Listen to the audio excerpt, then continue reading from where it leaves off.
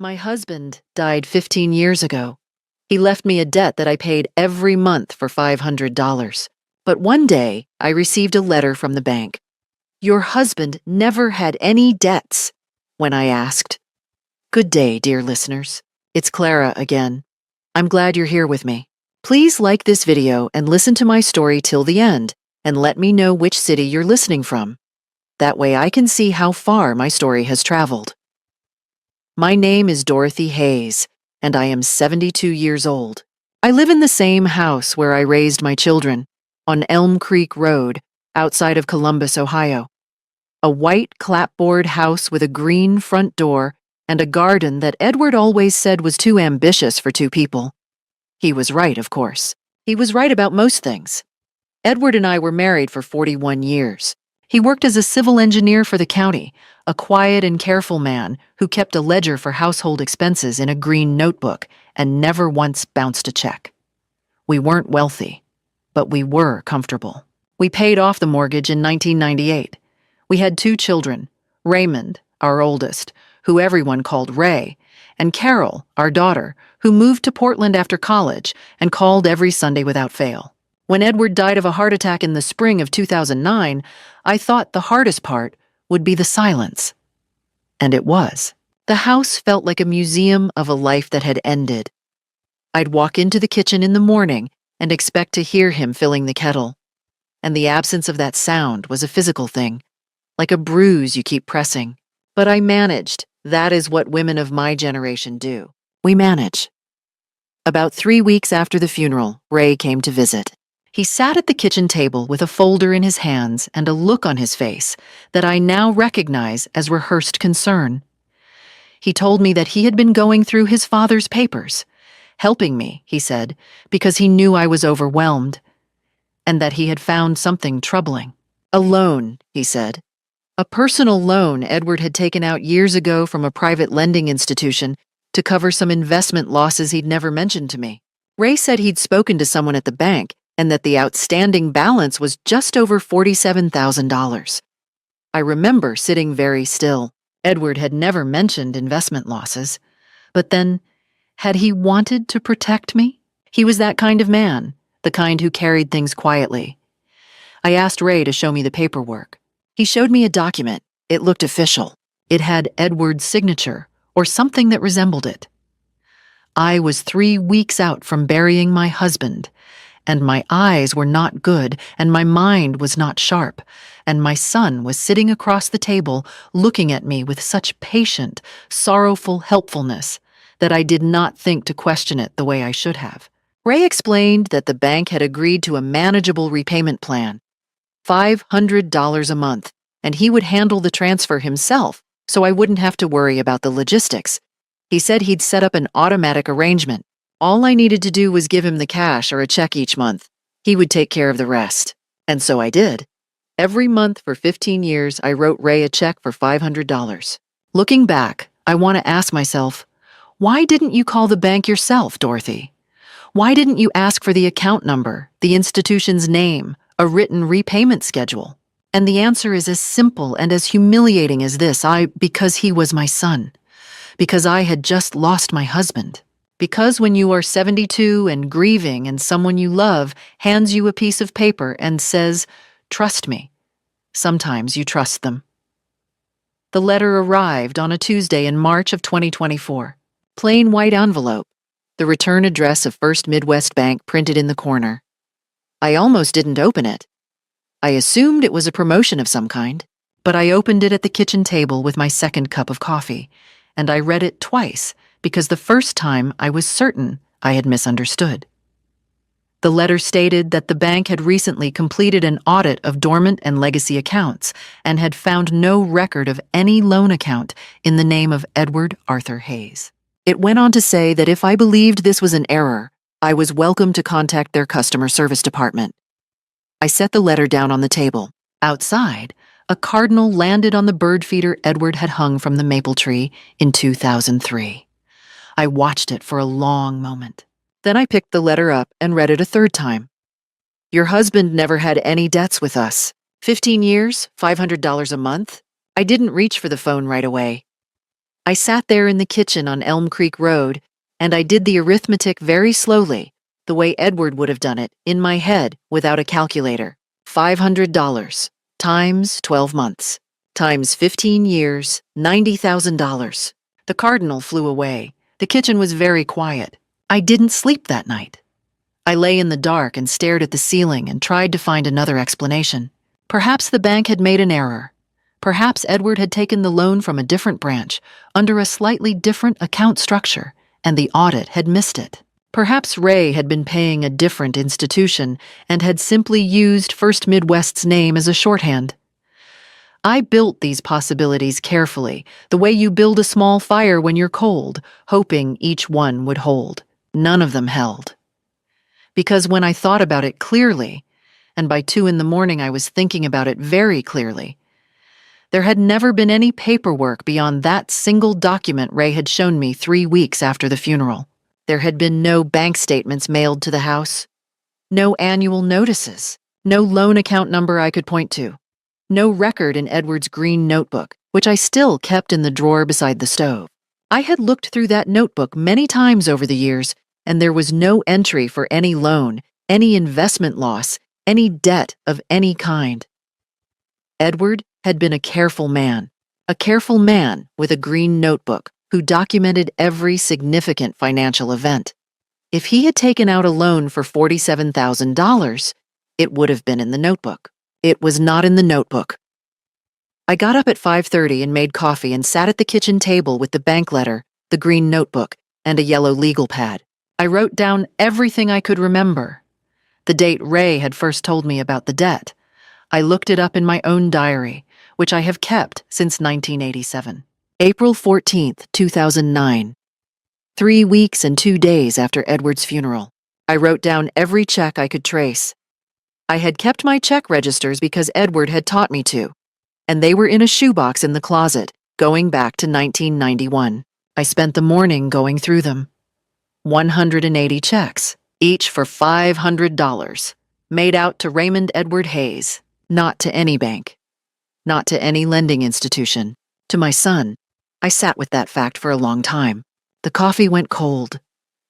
The morning light moved across the kitchen floor the way it always does, that slow diagonal shift from the east window. And I watched it move, and I thought about Ray. I thought about him as a boy, helping Edward rake leaves. I thought about him at his wedding, crying during the vows. I had thought it was love. I thought about Thanksgiving dinners and Christmas mornings, and the way he used to call me every few weeks, reliably, warmly. The calls had become less frequent in the past 2 or 3 years.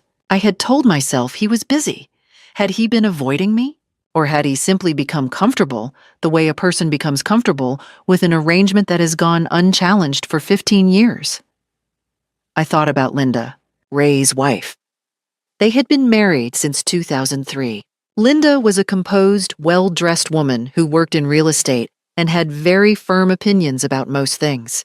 She had never been unkind to me, precisely, but there was something in her manner, a certain measuring quality, the way she looked at the house when they visited, the way she had once commented that the property must be worth quite a lot now, the market being what it was. I had taken it as small talk. I was less sure of that now. Had Linda known? Had this been her idea? I stopped myself. I was not going to spiral into accusations I couldn't prove. That was not how Edward would have approached this. I needed facts. That afternoon, I called First Midwest Bank directly, the number on their letterhead, not any number Ray had ever given me. And I spoke to a woman in their records department named Patricia. I explained that I had received a letter regarding my late husband's account history and asked if she could confirm, in writing, that no loan account had existed in his name. She was professional and patient. She said she would have a written confirmation mailed to me within 5 to 7 business days. Then I called Carol. Carol answered on the second ring, the way she always does. I told her I needed to talk, that it was important, that I wasn't in any danger, but that I needed her to listen without interrupting. She said, "Mom, you're scaring me." I said, "Good. Then listen carefully." I told her everything. There was a long silence after I finished. Then Carol said, very quietly, "How much, Mom?" "Total?" I told her. Another silence. Then, "We need to get you a lawyer." That was exactly what I had been thinking. I didn't want to call the police yet, not until I had more than a bank letter and a shoebox of check registers. I didn't want to accuse my own son of fraud based on evidence that a good attorney might dismiss in 5 minutes. I needed to be certain. I needed to be organized. I needed to walk into whatever came next with something solid in my hands. So I made a list. A real list, the way Edward would have made it. Step 1, get the written bank confirmation. Step 2, find a lawyer who handled financial fraud and elder exploitation. Step 3, gather every document I had before anyone, including Ray, knew that I was looking. That last part was important. Ray called me every 2 weeks or so. The next call would come in about 10 days. I needed to act before then, and I needed to act quietly. I am a 72-year-old widow who grows tomatoes and reads mystery novels and makes pie crust from scratch. Ray had counted on me staying exactly that. He had counted on me never asking questions, never checking, never adding things up. He had forgotten that his father taught me to keep records. The written confirmation from First Midwest Bank arrived on a Thursday, 7 days after my phone call to Patricia. I recognized the envelope immediately, the same plain white with the blue return address, and I opened it, standing at the mailbox rather than waiting until I got inside. The letter was 2 paragraphs. It confirmed, in formal language, on bank letterhead, that a search of all records associated with the name Edward Arthur Hayes and his Social Security number, which they had verified from the account information I'd provided during my call, had produced no evidence of any loan, credit facility, or outstanding debt of any kind. The letter was signed by a department manager and included a direct contact number. I folded it carefully and put it in the manila folder I had already labeled, in pencil, Bank Correspondence. I had started a filing system on the dining room table, which I hadn't used for actual dining in years. It was where I did puzzles and paid bills and kept things I was working on. Now it held 4 manila folders, a legal pad with my timeline, and the shoebox of check registers. 2 days before the bank letter arrived, Carol had called me back with a name. Margaret Ellison, an attorney in Columbus who specialized in estate fraud and elder financial exploitation. Carol had found her through a colleague at her university. Carol teaches literature. She knows how to research, and had already spoken with her assistant to explain the general situation. Ms. Ellison's office called me the following morning and scheduled a consultation for the coming Monday. I drove myself to Columbus. I want to say that plainly because some people, Ray included, had begun treating me as though I needed to be driven to appointments, as though I might get confused. I drove myself. I found the parking garage. I rode the elevator to the 4th floor, and I sat down across from Margaret Ellison, who was perhaps 60, with silver hair cut short and reading glasses on a chain, and I put my manila folders on her desk, and I told her everything from the beginning. She listened without interrupting. She looked at the bank's written confirmation. She looked at my check register copies. I had photocopied each relevant page before putting the originals back in the shoebox. She looked at my timeline. When I finished, she was quiet for a moment. Then she said, "Mrs. Hayes, what you're describing is elder financial exploitation under Ohio Revised Code 2913.02, theft, and potentially also fraud. The fact that checks were made payable to your son personally rather than to any financial institution is significant. The absence of any loan documentation beyond a single unverified document is significant, and the duration, 15 years, is significant in terms of both damages and the seriousness of the charge." She asked if I still had the original document Ray had shown me in 2009. I told her I had never been given it to keep. Ray had shown it to me across the table and taken it back with him. She nodded, as if this were exactly what she expected. She said that would be a point of investigation. She also said she wanted to request a formal forensic review of Edward's financial records from the county. public records connected to his employment and pension, to establish with certainty that no loan had ever been taken out through any institutional channel. I retained her that afternoon. I wrote a check for the consultation fee and the initial retainer, and I drove home on Route 70 with both hands on the wheel and something settled in my chest. Not happiness, but solidity. Now, the question I had been turning over all week: did Ray know anything yet? 3 days after my visit to Margaret Ellison's office, he called. It was a Sunday, which was unusual. Ray typically called on Thursdays. I answered, and we spoke for perhaps 15 minutes. He asked how I was feeling, whether the garden was coming along, whether I'd had any issues with the furnace. Normal things. But twice he mentioned, almost in passing, that he and Linda had been thinking about the future, and that they might want to sit down with me soon to talk about the house. About the house. I kept my voice pleasant and even. I said that would be fine, that we could find a time. I asked about the grandchildren. He relaxed. By the end of the call, he sounded like himself again, but that phrase had not been accidental. Ray did not make accidental remarks. Either someone had mentioned to him, perhaps a mutual acquaintance in the banking world, perhaps simply his own anxiety, that something was being looked into, or he was making a preemptive move, establishing a conversation about the house before something disrupted his position. Either way, it told me that my window was shorter than I had thought. I called Margaret Ellison first thing Monday morning and told her about the call. She said to document it, date, time, exact wording as I remembered it. I added it to the legal pad. The hard evidence arrived on a Wednesday, 10 days after my first meeting with Margaret. Her office had retained a forensic accountant, a man named Gerald Foss, and he had done something I would not have thought to do myself. He had pulled the public records of Edwards County pension account, his 401k disbursements, and his credit history for the years 2000 through 2009. What Gerald Foss found was this: Edward Hayes had never carried a balance on any credit product above $1,200 at any point in his adult life.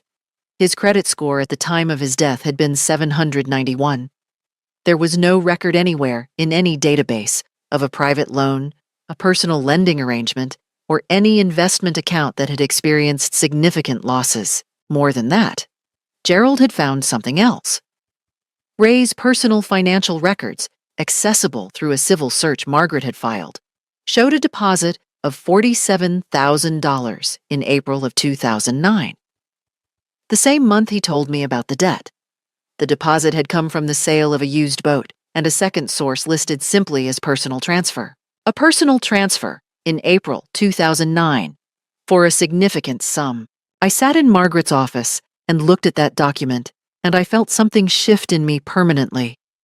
This was not a misunderstanding. This was not a bookkeeping error. This was deliberate. Ray had come to that kitchen table 3 weeks after his father's funeral with a forged or fabricated document. And he had looked at his grieving mother, and he had decided to take $90,000 from her, $500 at a time, over 15 years, because he believed she would never check. I was 60 years old when it started, not an invalid, not incompetent, simply trusting. Margaret asked how I was doing. I told her I was ready to proceed. The civil suit was filed on the second Thursday of April, 2024. Margaret had prepared a formal complaint citing theft and elder financial exploitation under Ohio law, naming Raymond Edward Hayes and his spouse Linda Christine Hayes as co-defendants on the basis that Linda had benefited materially from the funds. The complaint sought recovery of the full $90,000 plus statutory damages, legal fees, and interest. Margaret had also filed a request for a temporary restraining order preventing Ray from accessing or transferring any assets during the proceedings. A standard protective measure, she said, though she warned me that a judge would need to approve it at a hearing within 14 days. I had not told Ray the suit was coming. He found out from his own attorney, who received the formal notice on a Friday afternoon. Ray called me that same evening. I knew from the first second that something had changed. There was none of the careful warmth he usually deployed. His voice was tight and fast. He said, "Mom, I need you to tell me what you think you're doing. Not hello. Not Mom, are you all right? What you think you're doing." I told him, calmly, that I had retained an attorney and filed a civil complaint, and that any further communication should be directed to Margaret Ellison's office. There was a pause. Then he said, "This is a mistake. You are making a terrible mistake, and I need you to stop this before it goes further." I asked him to direct further communication to my attorney. Then I said goodbye and ended the call. The following Saturday, 8 days after the filing, Ray and Linda arrived at my house unannounced. I saw Ray's silver Lexus from the kitchen window, and I felt my stomach tighten, the way it does when something you've been preparing for finally arrives. I had expected this. I had told Margaret to expect it.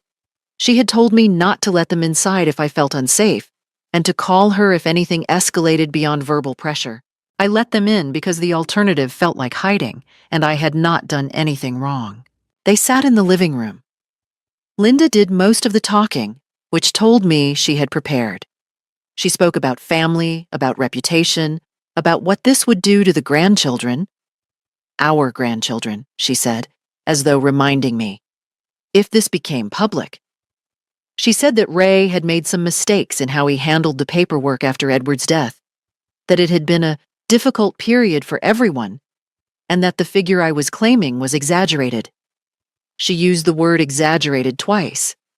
She said that if I pursued this, the family would never recover, and that I would spend whatever years I had left estranged from my son. Ray said almost nothing. He sat with his hands folded and looked at the floor in a way I recognized from when he was a teenager, getting a lecture he'd already decided to dismiss. I listened to all of it. I did not interrupt. When Linda finished, I said quietly that I understood her concerns, that I wished things were different, and that my attorney's contact information had already been provided, and all communication should go through her. Linda's composure shifted. Just briefly, just a crack. But I saw it. She said, "Dorothy, don't do this. You don't know what you're starting." I said, "Linda, I know exactly what I'm starting. Please go." They went. I stood at the front window and watched the Lexus back out of the driveway, and I breathed very deliberately. In through the nose, out through the mouth, the way my doctor had taught me for my blood pressure. My hands were not shaking. I noted this with some surprise. When the car had gone, I went to the kitchen and called Margaret and told her what had happened. She asked me to write it all down, what was said, who said it, the specific phrase, "You don't know what you're starting." She said that phrase might become relevant. Then she said something that I found steadying. "You did exactly right, Dorothy. You remained calm, you didn't engage in the substance of their arguments, and you ended the meeting. That's the right behavior." The next morning, I called Carol and told her about the visit. Carol wanted to fly in from Portland immediately. I told her to wait. There would be a time when I needed her present, but that time was the court hearing, not now. She agreed reluctantly. I gave myself 4 days. I didn't read the legal pad or open the manila folders. I worked in the garden. The tomatoes were going in, which is always an act of optimism, pushing something into the ground and trusting it will grow. I made soup. I read 2 mystery novels. I called my friend Margaret Kowalski. Different Margaret from my attorney, a woman I'd known since the 1980s who lived 3 streets over. And we had lunch on her back porch and talked about her grandchildren and the price of groceries and the cardinal that had been visiting her feeder, which I suspected was the same cardinal that came to mine. I did not talk about the lawsuit. I didn't need to talk about it. I knew where it stood. I had done what I needed to do. But on the 4th evening, sitting on the front porch with a glass of iced tea, I found myself wondering, what had that $47,000 been for? What had they bought? What had they done with the $500 each month, month after month for 15 years? A kitchen renovation, vacations, Linda's real estate license? I did not know. And in a way, it didn't matter. But in another way, it was the only thing that mattered, because it was the clearest possible picture of what I had been to them. Not a mother, not a family member, a monthly payment. The offer came by letter, Ray's attorney's letterhead, formal language, and it arrived on a Tuesday, 11 days after the visit to my house. The letter proposed what it called a full and final family resolution. Ray would repay $22,000 in 2 installments, the first within 30 days and the second within 6 months. In exchange, I would withdraw the civil complaint with prejudice, sign a release of all claims, and agree to a confidentiality clause preventing me from discussing the matter with anyone outside the immediate family. The letter described this as a fair and compassionate resolution that preserves the dignity of all parties. $22,000 out of $90,000, and my silence permanently in writing. I read the letter at the dining room table. Then I set it down and looked out the window at the maple tree for a while. Then I picked it up and read it again, because I believe in reading things twice before forming a conclusion. My conclusion was the same both times. I called Margaret Ellison and read her the key terms over the phone. She was not surprised. She said this kind of offer was common, made to test whether I was more frightened of the process than committed to the outcome. She recommended we decline formally and in writing, with a counter letter that made clear we were proceeding with the suit at full value. She would draft it. I told her to proceed. I want to be honest about what I felt in those days. Not triumph. Not even anger, exactly. There was something colder than anger. A settled, clear-eyed refusal. $22,000 and my silence. They thought I could be purchased for $22,000 and a confidentiality clause. That told me everything I needed to know about how they had thought of me all along, as someone who could be managed, appeased, offered enough to make the discomfort go away. I had spent 15 years being managed. I was done. The counter letter went out on Thursday. I do not know exactly when Ray received it, but Margaret told me his attorney called her office the same afternoon, and the conversation was described, diplomatically, as tense. That weekend, Carol flew in from Portland. She arrived on a Friday evening with a rolling suitcase and a paper bag of groceries she'd picked up at the airport market, coffee beans, good dark chocolate, and a bouquet of yellow tulips that she put in the blue pitcher on the windowsill. We sat at the kitchen table until nearly midnight, and I showed her everything: the folders, the timeline, the check registers, the bank letter, the forensic accountant's report. Carol is a methodical reader. She gets that from her father. And she went through each document carefully and asked questions I hadn't thought to ask myself. Afterward, she said, "Mom, I need you to know that I'm sorry I didn't see this earlier." I told her there was nothing to see. Ray had been careful. She said, "I knew he borrowed money from you sometimes. He told me it was small amounts that you offered." I said I had never offered anything of the kind. She was quiet for a moment. Then she said, "I know that now." I appreciated her honesty. Carol has always been honest, even when it was uncomfortable. It's one of the things I valued most in her, and the reason I trusted her with this. Carol stayed for 10 days. She organized the documents into a proper binder with labeled tabs. She sat with me through my second meeting at Margaret Ellison's office. She drove, and I let her, not because I couldn't, but because it was pleasant to have company on the highway. On one of the afternoons she was there, my neighbor Margaret Kowalski came over for coffee, and without my planning it, the conversation turned to the lawsuit. I had not intended to tell Margaret Kowalski the details, but she asked directly. She had seen Ray's car that Saturday and noticed my expression when I came back inside. And I found I was too tired of managing information to deflect her. She listened with her hands around her coffee cup and her expression very still. When I finished, she said, "Dorothy, I had a cousin this happened to. Her son, same thing, different numbers." She paused. "You're doing the right thing. Don't let anyone tell you otherwise." It was a small thing to say, but I had been managing this largely in private for weeks, And there is something about being believed by someone who knows you, not your attorney, not your daughter who has a stake in the outcome, but a woman you've had lunch with for 30 years. That settles something in you. I felt less alone than I had since that Tuesday morning at the kitchen table with the bank's letter. Ray called once more during that period.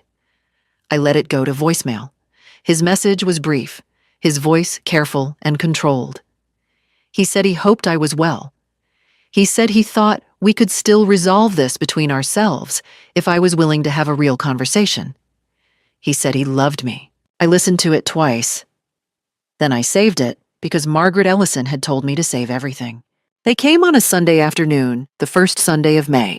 I saw the Lexus again from the kitchen window, but this time there was a second car behind it, Carol's old Honda, which she had sold years ago and which I did not recognize immediately.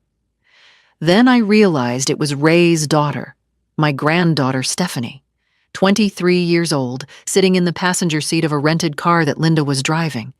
They had brought Stephanie. I stood at the window for a moment and breathed slowly. Then I went to the door. Stephanie hugged me in the doorway, and she seemed genuine. She is a sweet girl, not responsible for her parents' choices, and I held the hug a beat longer than I might have otherwise. But I was watching Linda over Stephanie's shoulder, and Linda's expression was composed in a way that I recognize now. Practiced. Managed. They came inside. I made coffee. We sat in the living room, all four of us, and for the first 20 minutes, it was almost ordinary. Stephanie talked about her graduate program. Ray asked about the garden. Linda complimented the tulips Carol had brought that were still in the blue pitcher on the windowsill. It felt like a Sunday visit. I believe that was the intention. Then Ray said gently, "Mom, I've been thinking a lot about how we got here. And I want to say that I know I made mistakes in how I handled things after Dad died. I was dealing with my own grief, and I made poor decisions about how to manage the paperwork. But I never intended to hurt you. You have to know that." I said I appreciated that he'd said so. He said, "This lawsuit, it's going to hurt everyone. Not just me and Linda.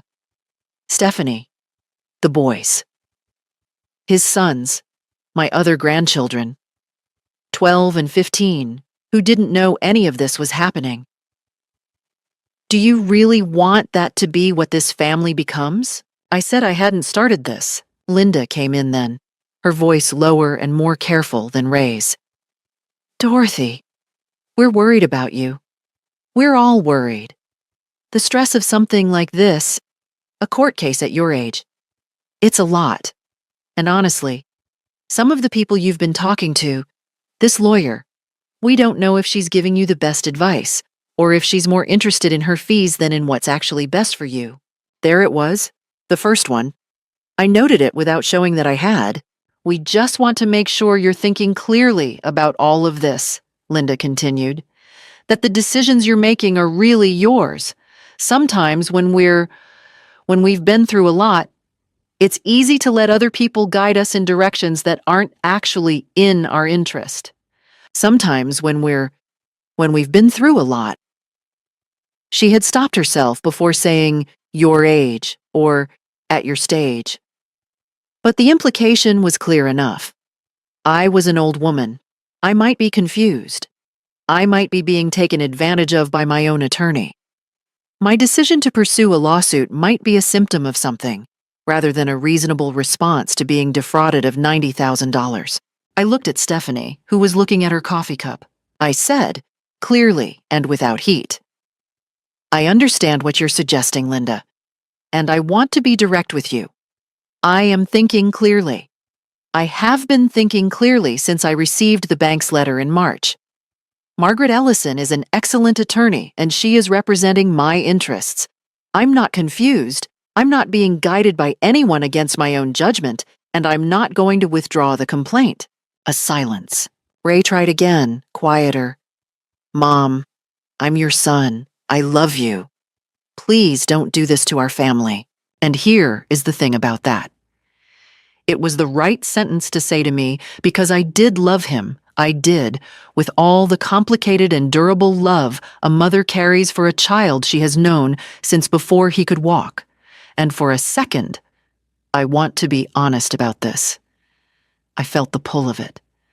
Not because I doubted the facts, but because love doesn't disappear just because a person betrays you. It just changes shape into something heavier and sadder. But I also thought about the kitchen table in April of 2009. His face across from me, the folder in his hands. Edward had been in the ground for 3 weeks, and Ray had looked at me, and he had lied. I said, "Ray, I love you. And because I love you, I need this to be resolved honestly, in a court of law, with proper accounting. That's the only way I know how to do this." Linda stood up. Her composure was still intact, but the quality of it had changed. It had gone from warm to cold, from performed to controlled. She said, "You'll regret this, Dorothy." Not a threat, precisely. Just a sentence dropped into the room, like something left behind on purpose. They left. Stephanie hugged me at the door again, and she whispered, "I'm sorry, Grandma." I believe she was. I closed the door and stood in the hallway for a moment. And yes, I felt fear. A low, cold, humming fear. Not at what they might do legally, because Margaret had prepared me for every probable move, but at something more personal and harder to name. The fear of being truly and permanently estranged from my son. The fear that Linda's words, "You'll regret this," might mean something I hadn't anticipated. The fear that at 72 this fight would cost me more than I'd accounted for. But I noticed something about that fear. It didn't make me want to stop. It made me want to finish. The two things are different. I called Margaret Ellison on Monday morning and told her about the visit in detail. I noted the comment about my attorney's motivations, the implication about my mental clarity, and the phrase Linda had said at the door. Margaret said, "Document all of it, especially the implication that your judgment is impaired. If they raise that as a formal argument in court, they will need to prove it, and they cannot prove it." She paused and then said something I wrote down on the legal pad. "They're scared, Dorothy. Scared people become careless. That's usually when cases turn." The hearing was scheduled for the second week of June. A Wednesday, warm morning, the kind of Ohio early summer that is still more spring than summer if you pay attention. Margaret had told me to arrive 30 minutes early and to dress simply and appropriately, which I would have done regardless. I wore a gray wool blazer over a white blouse and the dark slacks I usually reserved for church. And I drove myself to the courthouse in Columbus. I want to note again that I drove myself.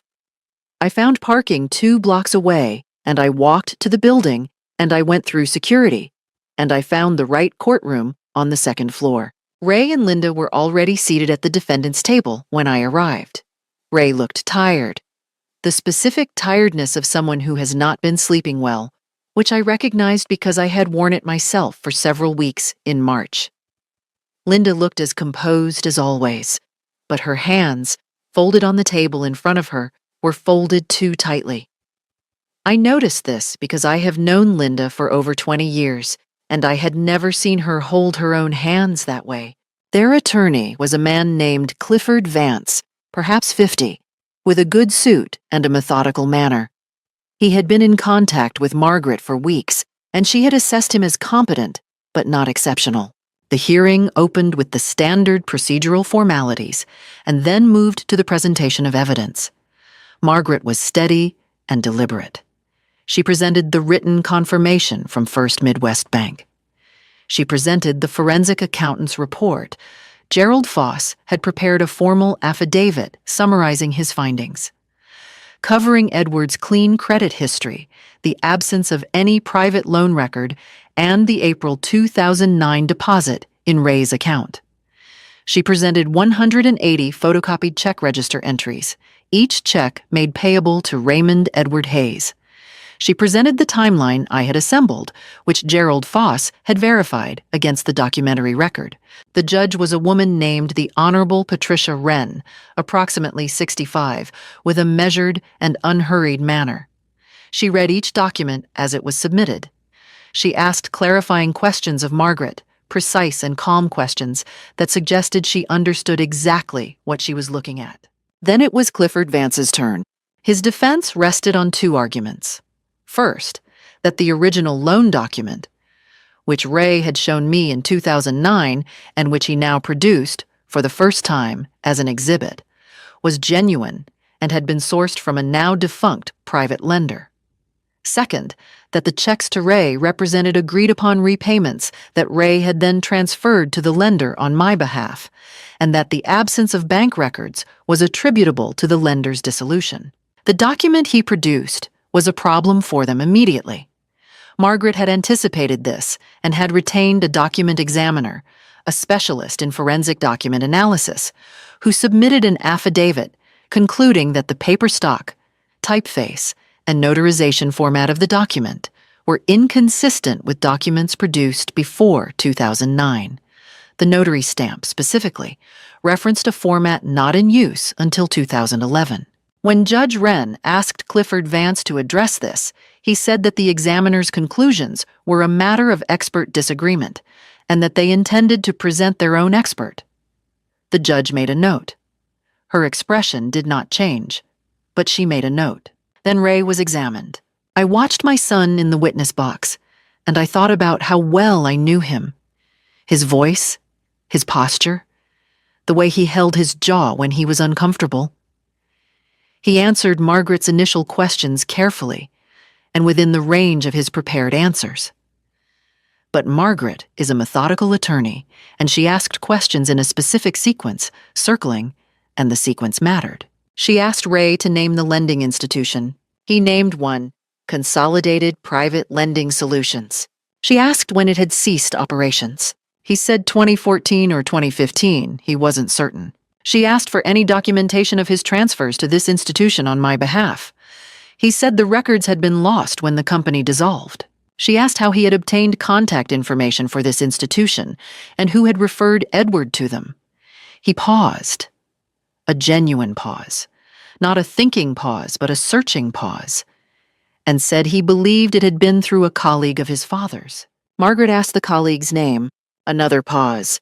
He gave a name, Margaret said quietly, that she had subpoenaed the employment records of that colleague and that the individual had been employed by the county in a department entirely separate from Edward's, had no financial industry background, and had submitted a signed affidavit stating that he had never discussed private lending with Edward Hayes or with Raymond Hayes. Ray's answer to this was technically coherent, but internally inconsistent in a way that I could see Judge Wren tracking. She asked one clarifying question herself at that point, a single question about the timeline of Ray's first contact with the lender. And Ray gave an answer that contradicted what he had just said by approximately 2 years. Linda, on the stand afterward, had clearly been coached to keep her answers short and her demeanor stable. For most of Margaret's examination, she succeeded. But when Margaret asked whether she had been present at the kitchen table conversation in April 2009, when Ray had first told me about the debt, Linda said no. She had been at home with the children. Margaret asked if Linda had been aware of the $500 monthly payments. Linda said she had known that Ray was managing his mother's finances to some degree in the years after Edward's death. Margaret asked what she understood managing finances to mean. Linda said she had not asked for details. Margaret said, Mrs. Hayes, your household received $47,000 in April of 2009 and an additional $43,000 in payments over the following 15 years. You were not curious about the source of any of that money? Clifford Vance objected. The judge overruled.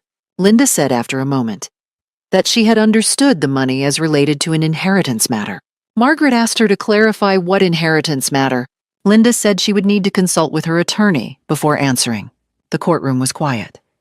Judge Wren looked at Linda over her reading glasses for a moment. Then she made another note. At the close of the hearing, the judge did not issue an immediate ruling. This was a civil proceeding, and she would issue a written decision within 30 days. But she asked Clifford Vance directly whether he intended to produce the promised expert to contest the document examination findings. He said yes. She said she would note the court's expectation and set a deadline. Then she looked at me.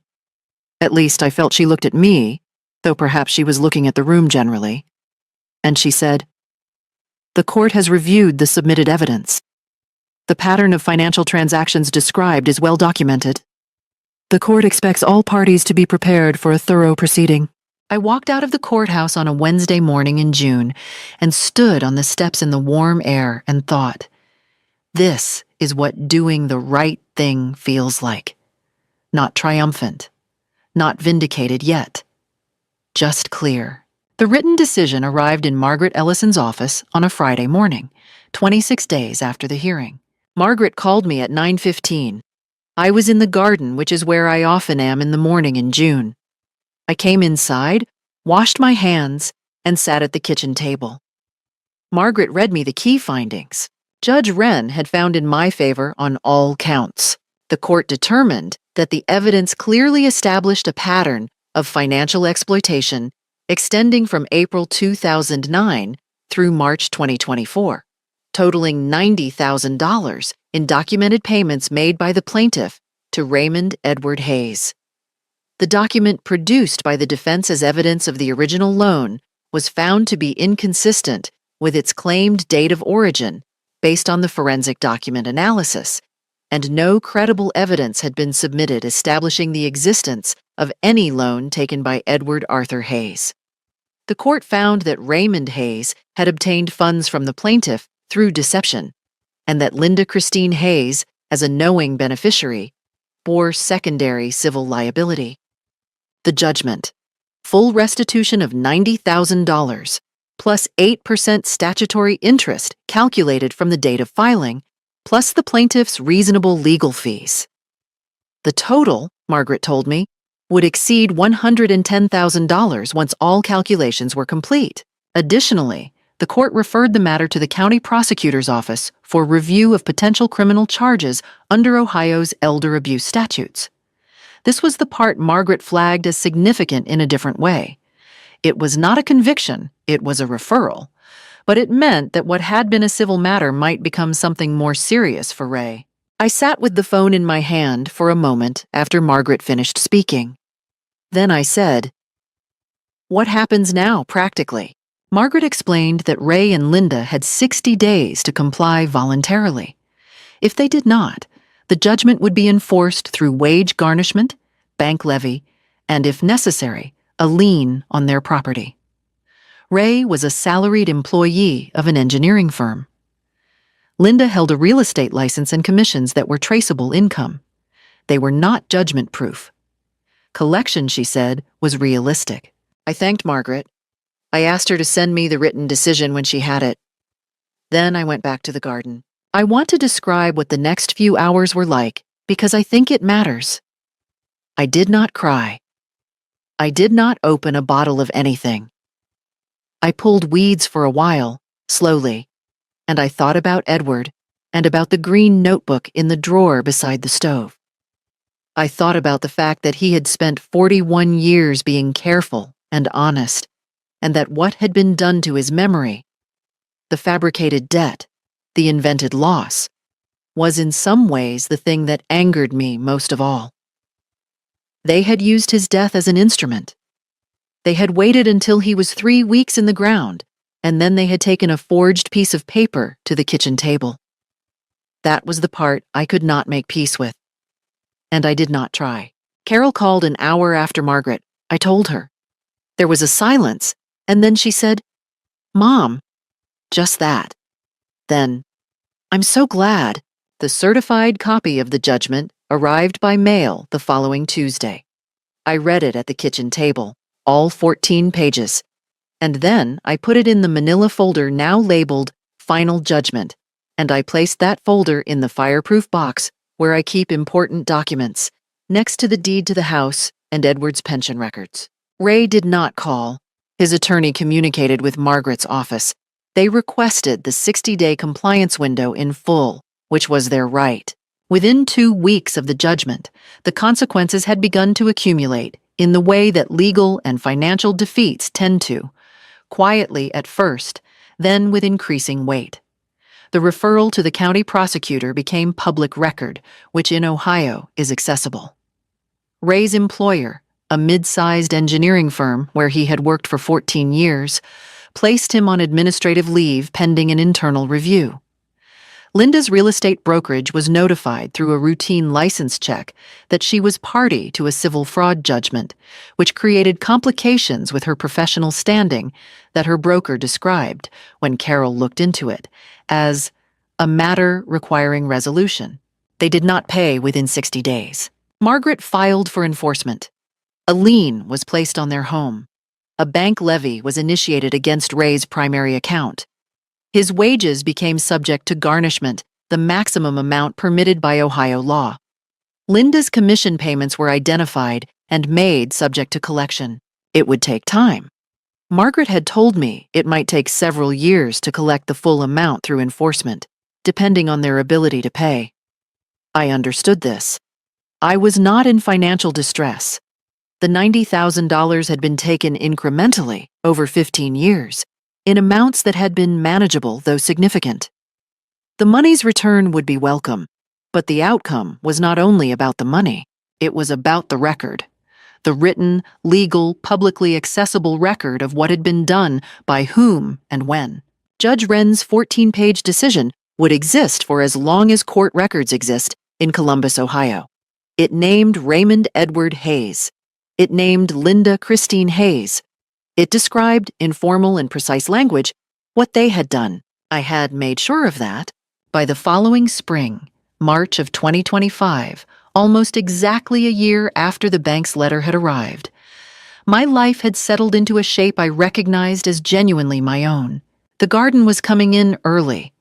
The tomatoes I planted each April had become a kind of personal almanac, and that spring I tended them with a thoroughness I hadn't managed in years.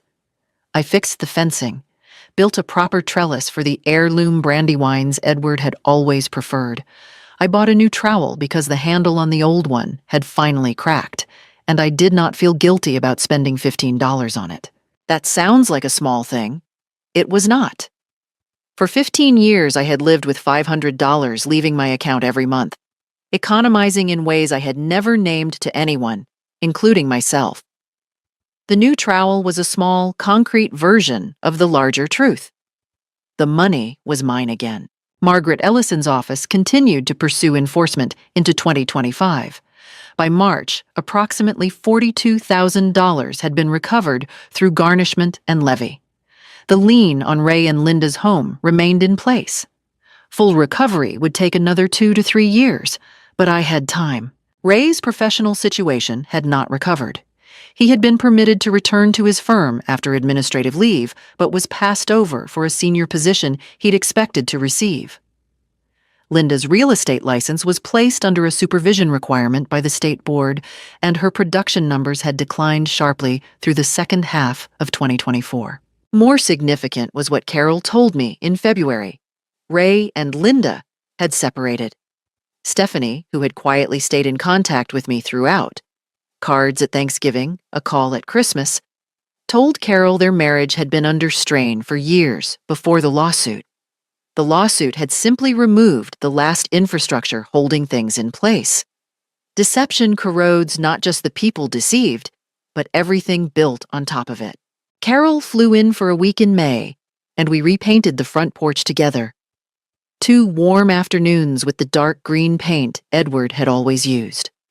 We talked easily, the way we had when she was growing up, and the way we hadn't always managed in the years of keeping the peace at family gatherings. I found I no longer needed to manage anything in that way. Ray called twice since the judgment. At Christmas, he mentioned the boys had asked about me. I told him my door was open to them, as it always had been. He said thank you, quietly, in a voice I recognized from when he was small and had broken something and was hoping to be forgiven. I did not tell him he was forgiven. Not yet. Perhaps not ever, in the complete sense. But I did not close the door either. That felt right.